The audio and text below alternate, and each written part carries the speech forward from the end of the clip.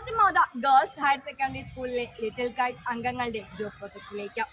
കേരളത്തിലെ ഇടുക്കി ജില്ലയിൽ വികസനത്തിന്റെ ചിറകുകളിൽ പറന്നുയരുന്ന ഒരു ചെറു ഗ്രാമമാണ് അടിമാലി. തണുത്ത കാലാവസ്ഥയ്ക്കും പച്ചപ്പ് നിറഞ്ഞ ഹരിതാപത്തിനും ഏറ്റവും പ്രശസ്തവും.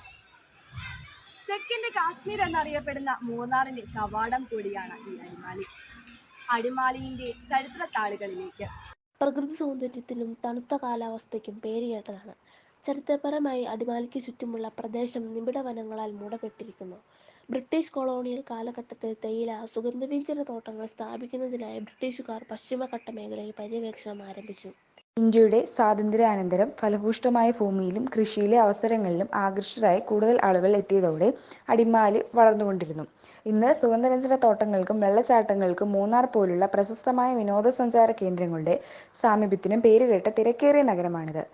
പ്രകൃതിയുടെ നിലനിൽപ്പ് ഇല്ലാതാവുന്ന ഈ സാഹചര്യത്തിൽ നിരവധി ആവാസ വ്യവസ്ഥകളും ഭൂരൂപങ്ങളും അവിടെയുള്ള ജീവികളെക്കുറിച്ചും ഡിജിറ്റൽ സ്ക്രീനിന്റെ സഹായത്താൽ സജ്ജീകരണപ്പെടുത്തിയിട്ടുണ്ട്.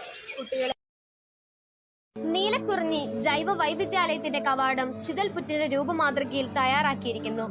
Mankulam, Edamalakkudy, Eravikulam national park, Anamudi, Mattupetty dam, Chokramudi, Anayirangal dam, Meesapulimala, Anamudi Shola, Mathikettan Shola, Pambadum Shola, Vattavada, Kurinjimala, Marayoor, Chinnar തുടങ്ങിയ സ്ഥലങ്ങളിൽ ഭൂപ്രകൃതികളെക്കുറിച്ചും അവിടങ്ങളിലെ മൃഗങ്ങളെക്കുറിച്ചും മനസ്സിലാക്കാൻ സഹായിക്കുന്ന പാനുകളും മറ്റും സജ്ജീകരിച്ചിരിക്കുന്നു. നദിക്കരകൾ ആകർഷകമായ നദീതീര സസ്യങ്ങളാൽ അതിമനോഹരമാണ്. വൈവിധ്യം വിരിയുന്ന മൂന്നാറിന്റെ ഭൂപ്രകൃതി പ്രകൃതിയുടെ അത്ഭുതം തന്നെയാണ്. സമുദ്രനിരപ്പിൽ നിന്നുമുള്ള ഉയരം കൂടുന്തോറും ഗാംഭീര്യമുള്ള പുൽമേടുകളും ഷോലവനങ്ങളും ചേർന്ന് രൂപപ്പെട്ട സ്കൈലാൻഡ് ആവാസ വ്യവസ്ഥ ഇവിടെ നിങ്ങൾക്ക് കാണാനാകും. എന്നാൽ സമുദ്രനിരപ്പിൽ നിന്ന് ഉയരം കുറഞ്ഞ മേഖലകളിലേക്ക് ചെല്ലും തോറും എണ്ണമറ്റ ജീവജാലങ്ങളുടെ വാസസ്ഥലങ്ങൾ കൂടിയായ നിത്യഹരിത വനങ്ങളുടെയും അർദ്ധനിത്യഹരിത വനങ്ങളുടെയും സമൃദ്ധമായ കാഴ്ചയുടെ ചുരുളഴിയുകയാണ്. മൂന്നാറിലെ 2 ആവാസ വ്യവസ്ഥകൾ. അവിടങ്ങളിലെത്തിയ പ്രതീതിയിൽ ആവാസ വ്യവസ്ഥകളും സസ്യജാലങ്ങളും സജ്ജീകരിച്ചിരിക്കുന്നു.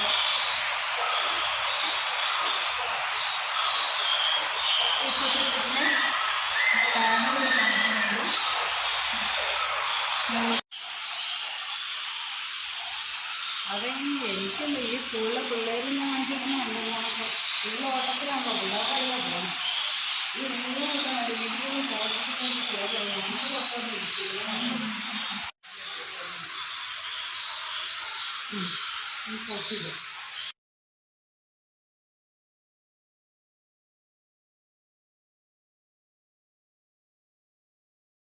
അത് എപ്പോഴെല്ലാം ഇന്ത്യയിൽ നമുക്കുള്ള കേരളത്തിലാണ് ഈ 64 ഇനത്തിൽ ഏറ്റവും ചെറിയ ഇനമാണ് കൊടിയേറാൻ. അതാണ് ശരിക്കും നമ്മൾ മൂന്നാറിൻ്റെ ഒരു പ്രത്യേകത. പേര് എഴുതിയതെടുത്തോട്ടോ, നമുക്ക് നോക്കി പറയാമല്ലോ. ഇത് പൊന്നു നടത്തുമായിരുന്നു.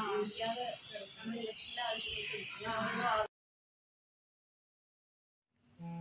കേരളത്തിലെ മൂന്നാറിന് ചുറ്റുമുള്ള പ്രദേശങ്ങളിൽ 12 വർഷത്തിൽ ഒരിക്കൽ മാത്രം പൂക്കുന്ന ഒരു അപൂർവ പുഷ്പമാണ് നീലക്കുറിഞ്ഞി.